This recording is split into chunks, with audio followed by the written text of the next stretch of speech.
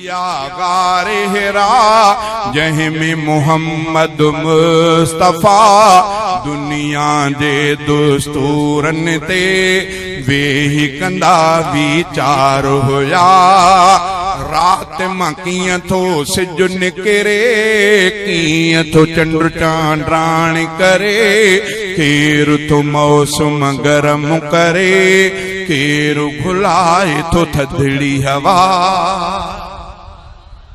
पोत पीरीअ वटि राज खुलिया, पत्थरनि दग में सलाम कया, वणनि टणनि आवाज़ कढिया, साईं सलाम रसूल खुदा। पोत पीरीअ वटि राज खुलिया, पत्थरनि दग में सलाम कया, वणनि टणनि आवाज़ कढिया, साईं सलाम रसूल खुदा। दग में पाण तकींदा हुया, राह में रोशनी ॾिसंदा हुया, इन ते कॾहिं ख़ुशि थींदा हुया, थींदा कॾहिं हैरान हुया। दग में पाण तकींदा हुया, राह में रोशनी ॾिसंदा हुया, इन ते कॾहिं ख़ुशि थींदा हुया, थींदा कॾहिं हैरान हुया। भाग भरिया गारे हिरा जंहिंमें मुहम्मद मुस्तफ़ा दुनिया जे दुस्तूरनि ते वेही कंदा वीचार हुया। रात मां कीअं थो सिज निकिरे, कीअं थो चंड चांडाण करे, केरु थो मौसम गरम करे, केरु घुलाए थो थधड़ी हवा।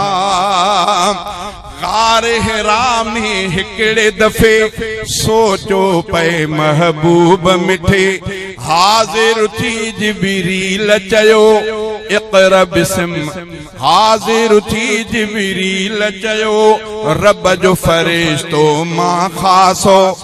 गारे हिरा में हिकिड़े दफ़े सोचो पए महबूब मिठे, हाज़िर थी जिबरील चयो रब जो फरिश्तो मां ख़ासो।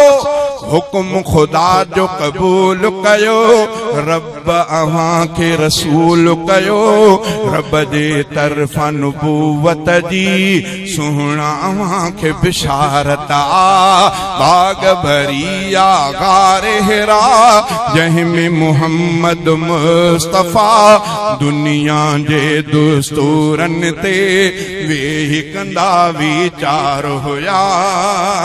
हिकिड़े दफ़े रमज़ान हुयो, गारे अंदर जिबरील पुगो, हज़रत खे जंहिं फरमायो इक़रा बिस्मि रब्बिक चओ। हिकिड़े दफ़े रमज़ान हुयो, गारे अंदर जिबरील पुगो, हज़रत खे जंहिं फरमायो इक़रा बिस्मि रब्बिक चओ। अहिड़ी तरह सां मुहम्मद ते लहण शुरू क़ुरान थियो, अहिड़ी तरह सां मुहम्मद जा ज़ाहिर थींदा रुतबा वया।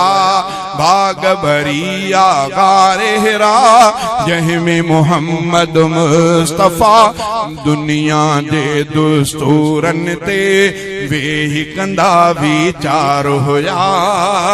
गार महक जो हो हलियो, पोइ न कंहिंजे झल में झलियो, गार मां जेका शम उबरी, पोइ न रफ़ीक विसी सावरी।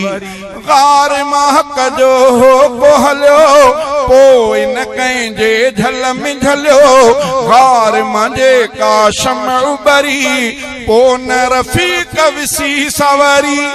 हक पुगो पो हर पासे, रोशनी पहुती हर हंध ते, वैराननि में रंग रता, जग जाती प्या बख्त भला।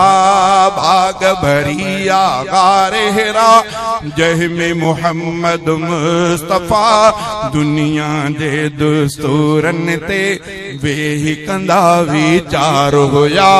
रात मां कीअं थो सिज निकिरे, कीअं तो चंड चांडाण करे, केरु तो मौसम गरम करे, केरु घुलाए तो थदड़ी हवा।